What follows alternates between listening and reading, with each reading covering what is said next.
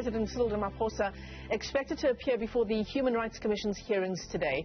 He will testify about his own responsibility as head of state during the July 2021 civil unrest. A wave of looting and protests last year engulfed parts of KZN and Gauteng, leading to the deaths of more than 300 people. Addressing the nation on the 16th of July after a visit to some areas in KZN, Ramaphosa acknowledged that authorities were unprepared for the violence. As this government, we must acknowledge that we were poorly prepared for an orchestrated campaign of public violence, destruction and sabotage of this nature. While we commend the brave actions of our security forces on the ground, we must admit that we did not have the capabilities and the plans in place as this happened to respond swiftly and decisively.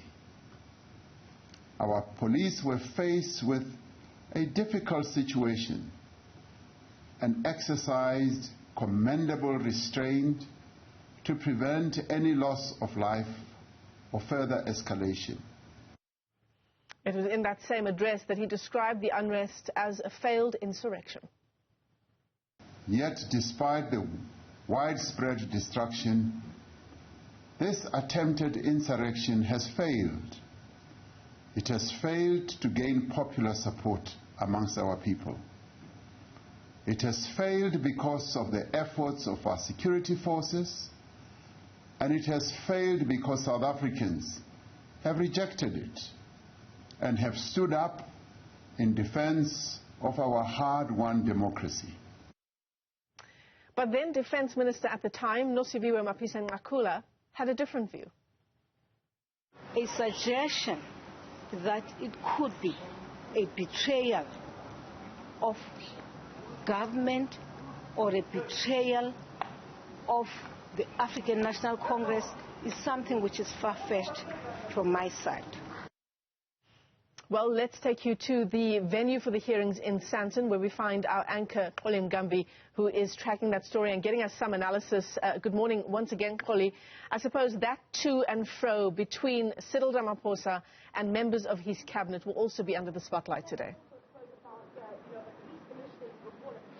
You're absolutely spot on, Michelle. The president accounting there to the South African public via his address to the public at the time, and very interesting comments. It's as though I'm listening to him with fresh ears this morning. And Michelle, importantly, the admission from the president that the security forces in the country were poorly prepared for what took place in July during those 2 weeks.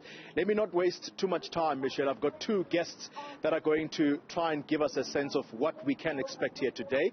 First up is Advocate Tsidiso Tipanyane. He is the CEO of the Human Rights Commission. He speaks to us now. Advocate, thank you very much for your time.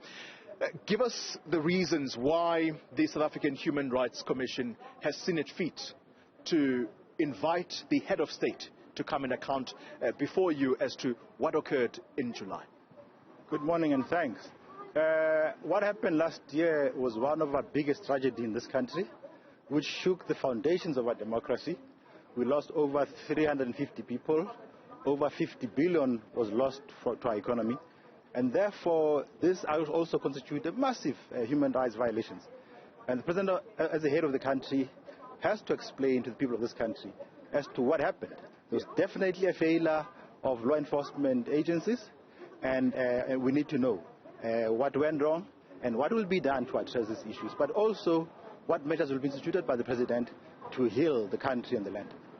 There are those, Advocate, who hold the view that the president did institute an inquiry of sorts led by Professor Sandy Africa, and a report has come out. Some people saying that this is merely duplication, what you are doing, because this has already been investigated, which leads me to the question about what happens once you have concluded your inquiry here. What happens to your recommendations and how binding are they? Yes. We are a constitutional body with the sole mandate of promoting and protecting human rights. So it's actually our mandate. However, as you've had pointed out, our findings as far as we're concerned are binding, unless they are reversed in the court of law through a judicial review. Once that is done, Advocate Tipanyane, ultimately this is about healing the soul of the South African nation. You've mentioned it yourself, over 300 people were killed during that unrest. How do we begin, or where do we start the work of social cohesion or healing the soul of this nation? We have a program already on social cohesion. We've been given funds by Treasury to basically focus on that process after this hearing, to ensure that, our people don't do what they did again, but also, this undermines the rule of law and respect of the rule of law in our country. And therefore, we really need to ask ourselves what led our people to do these issues in violation of the very values which we hold daily as a country and people. As I quickly let you go, Advocate, let's touch on what time the President will be here, and importantly, what time does he start being questioned by the commissioners? The President will be here around 8:30 for a briefing with the Commission, but then the hearing will actually start at 9 o'clock this morning.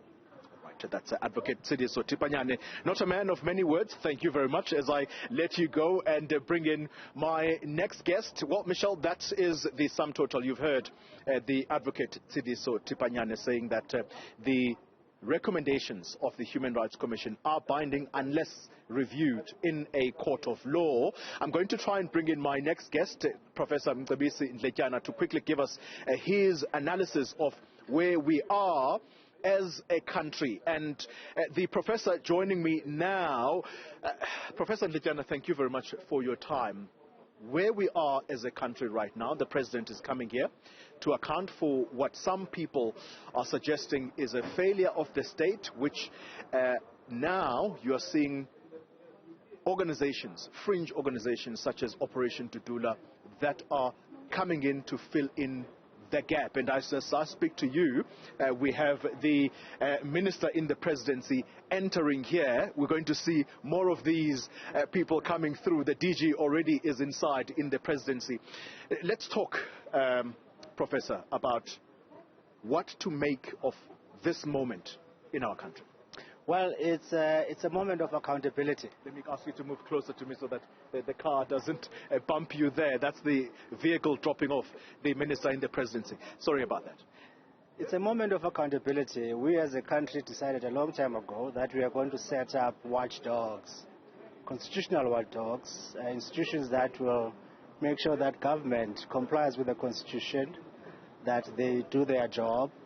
And what happened last year, a lot of things have since come up to indicate that, well, there are socio-economic problems. The uprising happened. However, the reaction to that uprising raised a lot of questions, especially about the competency of this presidency. You know what was happening, Xoli? A few weeks, months leading to that, Ayanda Georgia had been providing reports to everybody, including the presidency.